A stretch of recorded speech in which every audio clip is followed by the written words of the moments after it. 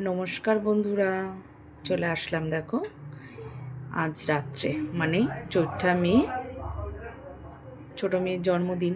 গতকালকে তো ওরা সেলিব্রেট করেছে রাত্রিবেলা 12টার পরে, তো আজকে আবার রাত্রিবেলা আয়োজন করেছে মেয়ের জন্য বার্থডে সেলিব্রেট হবে।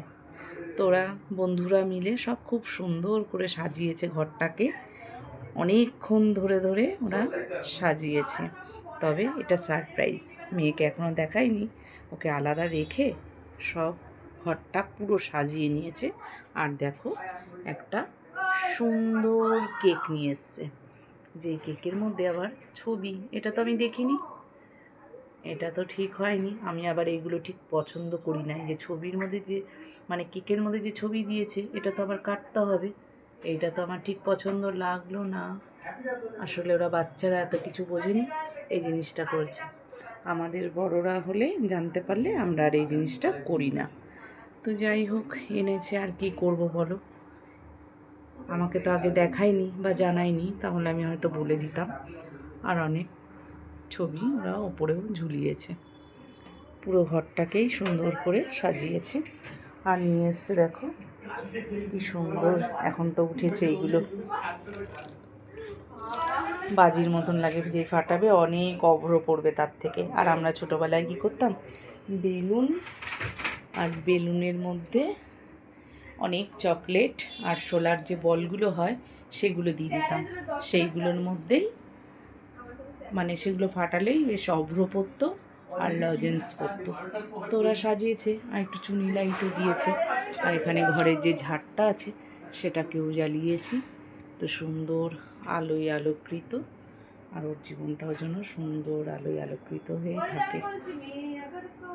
দেখতে দেখতে মেয়ে কত বড় হয়ে গেল চোখের সামনে, এই জন্য দেখলাম সেই দিন ছোট্ট মেয়ে এখন আমার 19 বছরে পড়ে গেল। তো চলো, ওরা সাজিয়েছে, এখন মেয়েকে নিয়ে আসবে, নিয়ে এসে কেকটা কাটা হবে। সাজানো গোছানোগুলো কেমন হয়েছে তোমরা অবশ্যই জানিও। নমস্কার, কেমন আছো সবাই?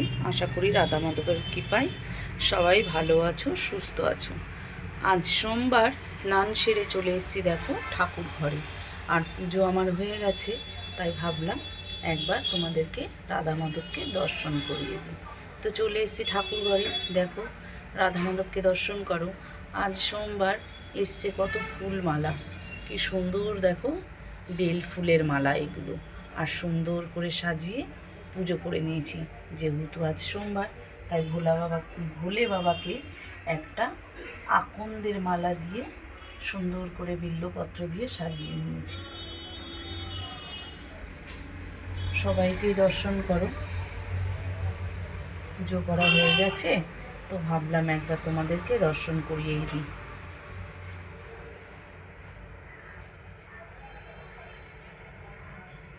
প্রসাদ দর্শন করো, পুজো হয়ে গেছে, এবার আমি প্রসাদটাকে নামিয়ে নেব।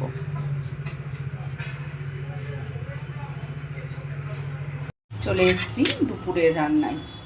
স্নান সেরে তোমাদেরকে তো দেখালাম, পুজো করে নিয়েছি আর রাধা মাধবকে দর্শন করে দিয়েছি।